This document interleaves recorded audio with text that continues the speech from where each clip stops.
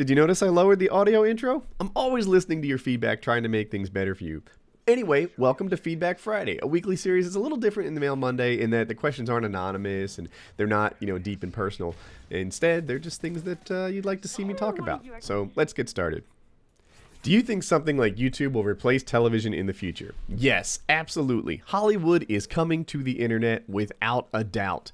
I don't know if we're going to like it. One of the cool things about YouTube now is the lack of money whoring. And that might shock you, but think about it, man. A show like Painkiller already, right now, it doesn't even have any ads. In theory, it's supposed to have one at the front, and then you watch for 2 or 3 hours all the time.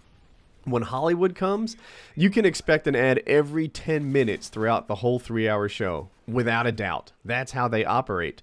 When you watch, this video, even this video at 12 minutes long, would have a ton of ads in it, like 2 or 3 commercial breaks, if it was done by Hollywood. So that is going to change a lot. Well, Hollywood also brings a different style of video, and I wonder how that will compare against the things that we see on YouTube now. But one of the things we see on YouTube now, and that people have an expectation with on a YouTube video, is a connection to the person making the video.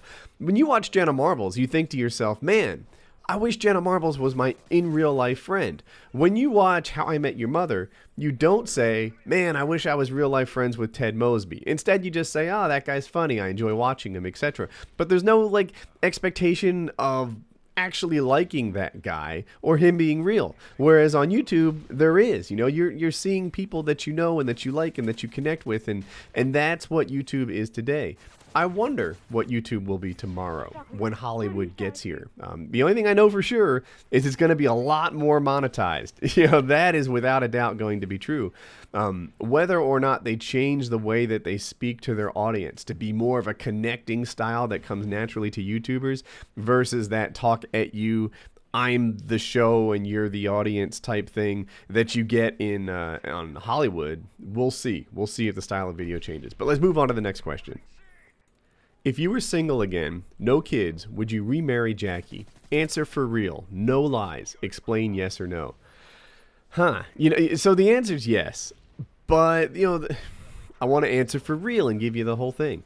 The truth is, I think I'd be a lot wealthier if I never got married. Without wife or kids, I could, stay at the office longer, make more money. I could, or certainly have a whole lot less expenses, I mean to say.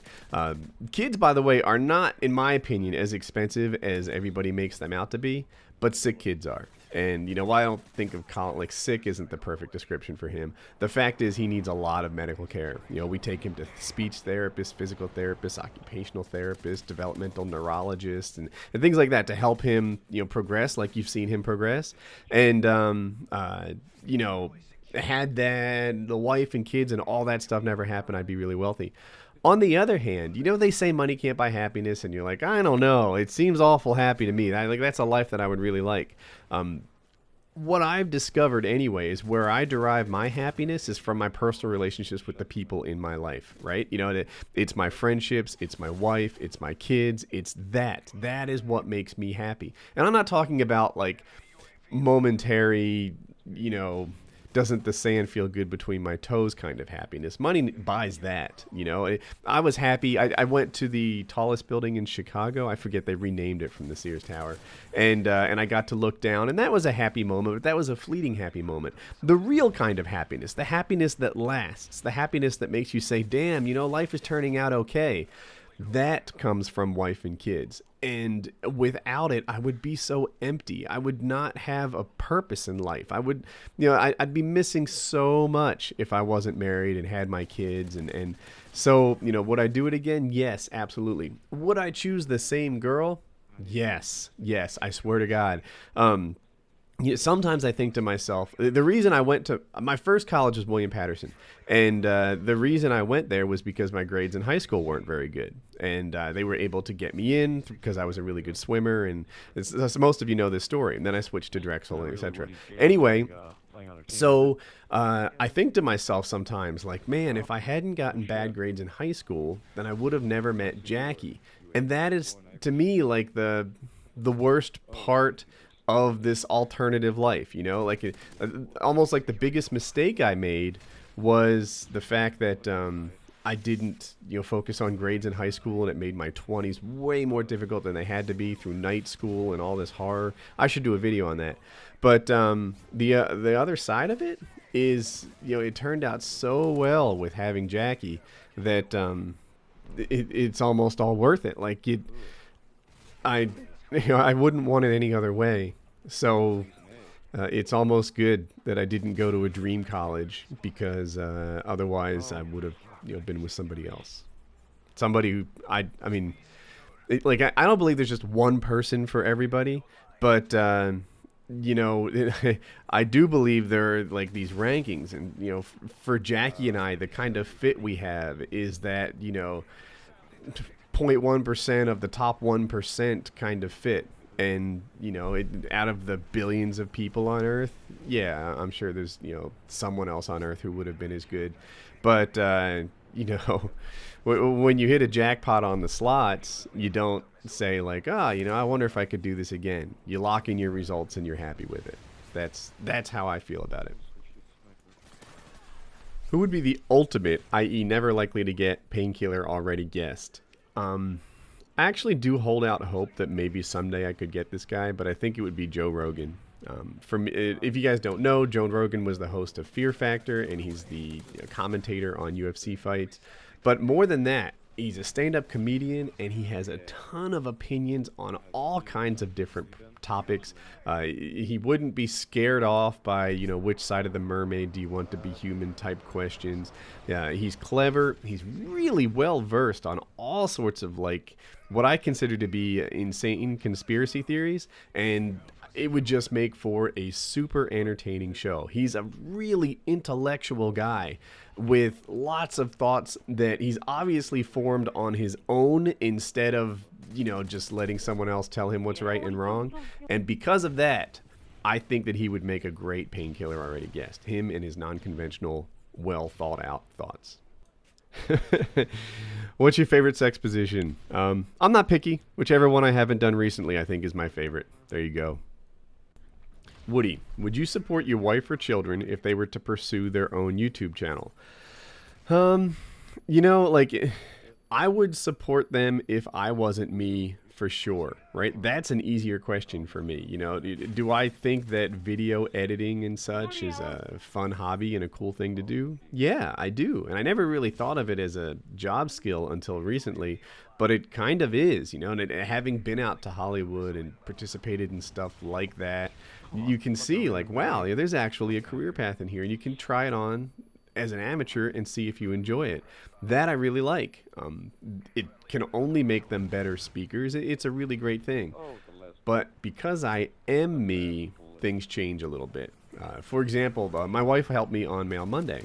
You guys don't know the whole story, but what it was I just didn't have my mind set straight like it needs to be for Mail Monday. And I was like, Jackie, can you help me here? Can we try taking this on as a pair? It'll be something to make sure Mail Monday's not identical every week. And, because I'm just frustrated in my mind, I'd love to have another person here as a sounding board, my Jackie, to give me some help. And she got a lot of negative feedback on Mail Monday. So many people were writing it should be Mail Monday, like MALE Monday, boys only, stuff like that. And it really hurt her feelings. Just she's reading comments way too long, and it was getting to her. That's why I don't want her to have a YouTube channel. When you start off a YouTube channel, typically the feedback is all super positive. Then as you get bigger, the expectations get higher and the hate rolls in and people find reasons to fuss at you. If Hope were to start a channel, I think she would start with haters, right? So instantly people would find some reason to give her a hard time. And she's a 13-year-old girl, right? She might be my daughter, but she's a regular kid. And I worry, is she going to be okay if the kind of hate rolls into her that comes with being my daughter? That's my concern. So would I support her them having a YouTube channel? For sure, if it wasn't for me bringing them attention that they might not be ready for. That's my answer. Is the you in videos the same as the you off camera? This is a really good question. I've thought about it a ton too. So Not exactly. The me in videos, the key difference is that I get an opportunity to think about what I'm going to say before I say it. Whereas the me in real life will sometimes tell a joke that falls flat or that's misinterpreted or something along those lines. The me in videos, I get to erase that, go back and redo it, and not say things I didn't mean to say for the most part. I've uploaded mistakes before, but that's the difference. The me on Painkiller already, that's not the real me either, right? that guy is intentionally kind of going over, breaking some social rules, talking about stuff that you wouldn't normally share, like that. That's a difference too. The closest me to the real me is movie night. The me that you see in front of my wife and kids, hanging out, telling jokes, hanging out with the stream and stuff like that. That's probably the closest to me that you'll find. The uncensored me you would get if you hung out with me all day and night. So there's your answer. And I think maybe everybody on YouTube is a little bit different, just at least by virtue of being able to think about what they say before they say it. But that's me. That's me. Have you ever considered starting an educational-based channel, teaching math, computer science, and nerdy things?